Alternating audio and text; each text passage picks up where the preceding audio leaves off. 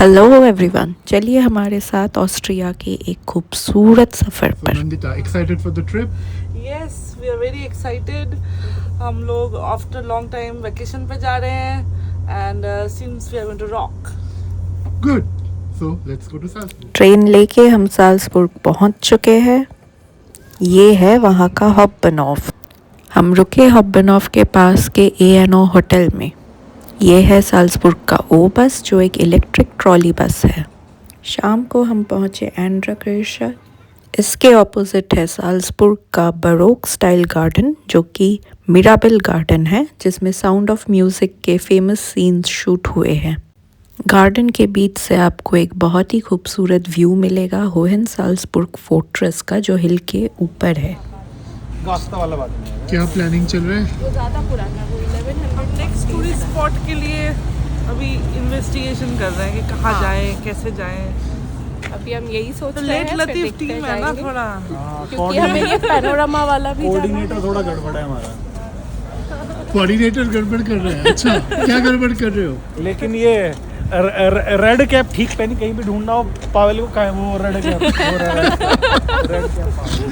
Red cap Vienna का red carpet साल्जबुर्ग में खत्म ही नहीं हो रहा है। चलो 200 steps to the view point. ये देखो झूठा 200 स्टेप्स ऊपर चढ़ा रहा है। मेरी तरफ से थोड़ा मारना ना। हम 200 स्टेप्स चढ़ तो नहीं पाए, तो यही था हमारा व्यू। फिर हम पहुँचे गेट्रीडगासा और स्टाइनगासा।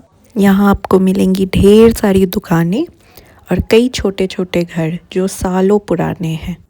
चलते चलते हम काफ़ी थक गए थे, तो फिर हमने सोचा कि कल के लिए हम गाड़ी रेंट पे लेंगे।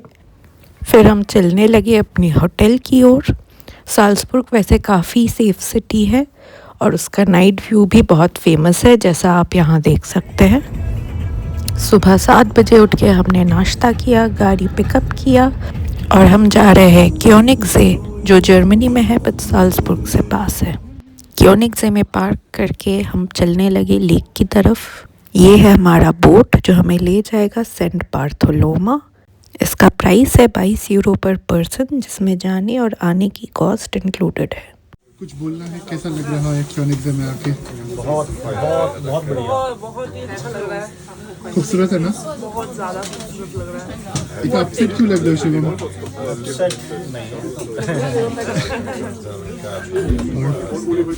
इस राइड में आएगा एक एको वॉल, जहाँ पे बोट वाला निकल के ट्रम्पेट बजाएगा।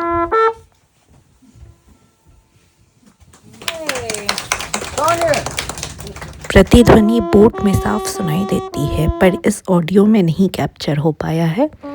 ये जो बोट राइड है उसके बारे में आपको कुछ खास जानकारी देते हैं। ये एक इलेक्ट्रिक बोट है और यहाँ पे सिर्फ यही अलाउड है, ताकि इस जगह की शांति बनी रहे। ये जर्मनी का सबसे साफ और गहरा लेक माना जाता है। ये लेक अपने हरे रंग के लिए बहुत ही फेमस है, जिसके वजह से दूर दूर से लोग इस लेक को देखने आते हैं और इसकी स्वच्छता को देख के हैरान रह जाते हैं।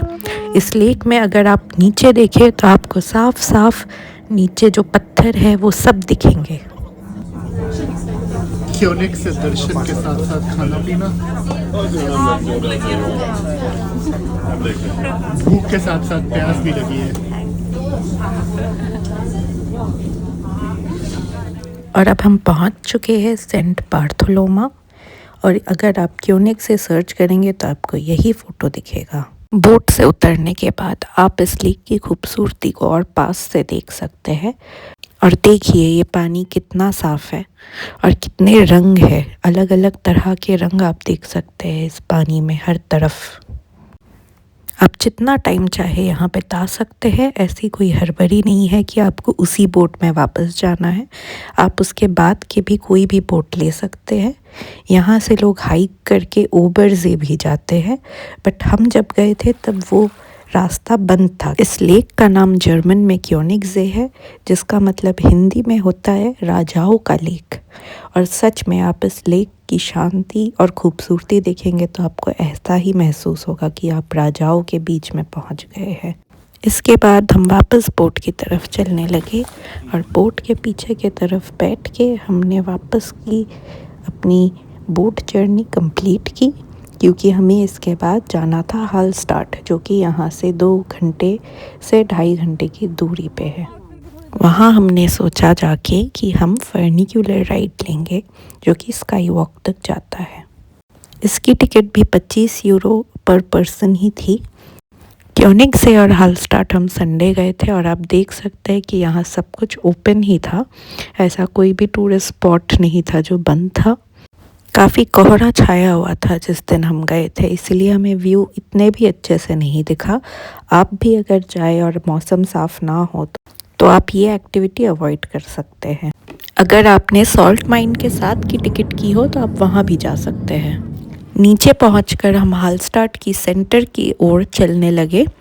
जब आप नदी के किनारे चलने लगेंगे सेंटर की तरफ, तब आपको हंस दिख सकते हैं, जो कि 19वीं सदी में रानी सीसी ने हालस्टाट में मंगवाया था, क्योंकि उन्हें हंस बहुत ही सुंदर लगते थे। इन शाही कनेक्शन वाले खूबसूरत हंसों से मिलने के बाद हम वापस अपनी राह पर चलने लगे। लेक के किनारे का रास्ता बहुत ही खूबसूरत है। यहाँ एक छोटी सी वाटरफॉल भी दिखी। अब हम आ गए हैं सेंटर में। यहाँ आप देख सकते हैं कि कितने खूबसूरत रंग बिरंगे घर आपको चारों ओर दिखेंगे, और ये हालस्टाट का फेमस चर्च भी दिखेगा आपको। थोड़ा और आगे बढ़ के आपको मिल जाएगा ये बहुत ही खूबसूरत व्यू। यहाँ धीमी आवाज़ में आप फ़ोटोज़ ले सकते हैं ताकि आसपास के लोगों को डिस्टर्बेंस ना हो। वापस ड्राइव करते टाइम काफ़ी स्नोफॉल होने लगा था, इसलिए हमें ये खूबसूरत व्यू भी देखने को मिला।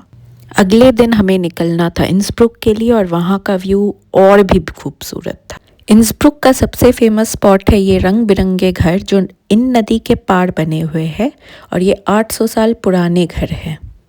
इंसब्रुक का मतलब हिंदी में होता है पुल जो इन नदी के ऊपर बना है, और इंसब्रुक को अपना नाम इसी नदी के ऊपर बने हुए पुल से मिलता है, क्योंकि ये एक बहुत ही इम्पॉर्टेंट स्पॉट है जहाँ से धातु और अन्य चीज़ों का व्यापार किया जाता था पुराने ज़माने में। ब्रिज के दूसरे पार एक छोटा सा गार्डन है और हम वहाँ भी गए थे थोड़ी देर के लिए, लेकिन जो पॉपुलर स्पॉट्स है वो दूसरी ओर ही है।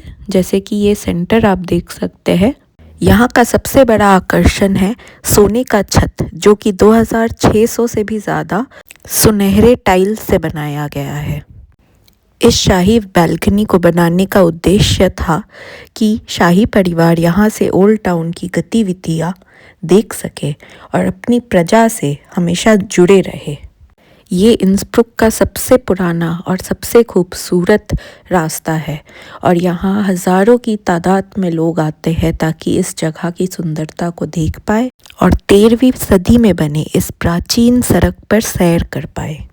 आज भी यहाँ की हर गली, हर बिल्डिंग और हर चौक में महसूस किया जा सकता है पुराने समय का वैभव, और आपको एक शाही अनुभव जैसा महसूस होता है।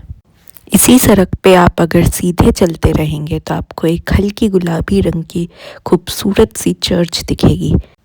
आप इसके अंदर जाके घूम भी सकते हैं। इसके आगे आकर अगर आप पीछे मुड़े तो आपको ये बहुत ही खूबसूरत एक व्यू मिलेगा जहां आपको पीछे पहाड़ दिखेंगे, लेकिन हमारे टाइम पे काफ़ी बादल छाए हुए थे। इसके आगे जाके आएगा ट्रायम्फ आर्क, जो वहाँ की रानी ने अपने बेटे की शादी की याद में बनवाया था, लेकिन इसी शादी के दौरान उनके पति की मृत्यु हो गई थी, जिसके वजह से इस आर्क में एक तरफ खुशी की मूर्तियां हैं और एक तरफ शोक की। मूर्तियों में हाब्सबुर्ग परिवार के सदस्यों, युद्ध और साम्राज्य के चिन्ह भी शामिल है। मॉल में हमने फिर लंच किया। जब तक हम बाहर निकले बादल काफ़ी घटने लगे थे। ऑस्ट्रियन एल्प्स हमें दिखने भी लगे थे तब तक। कहा जाता है आप इंसब्रुक में जिस तरफ भी मुड़े आपको पीछे बर्फ़ वाले पहाड़ ज़रूर दिखेंगे। यहाँ एक फर्निक्यूलर भी है जो आपको इन पहाड़ों के ऊपर तक ले जाएगा, लेकिन इनके ओपनिंग टाइम्स आप ज़रूर चेक करके फिर प्लान बनाएं आने का।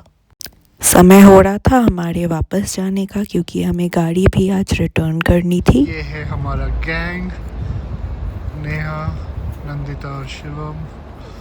हेलो। हमारा कोऑर्डिनेटर गड़बड़ है थोड़ा। हाँ, क्या कर सकते हैं अभी।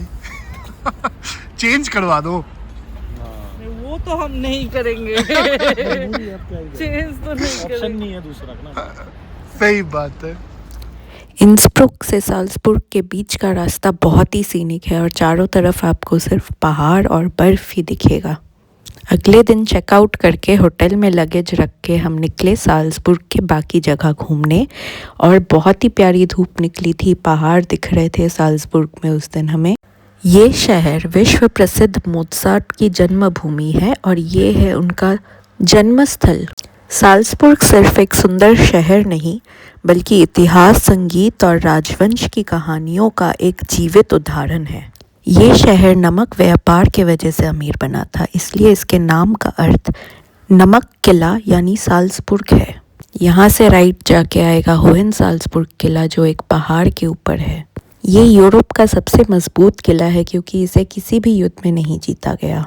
इस जगह का नाम कैपिटल प्लाट्स है और यहाँ आपको ये सुनहरे रंग का गोला दिखेगा जिसके ऊपर एक लड़का खड़ा हुआ है।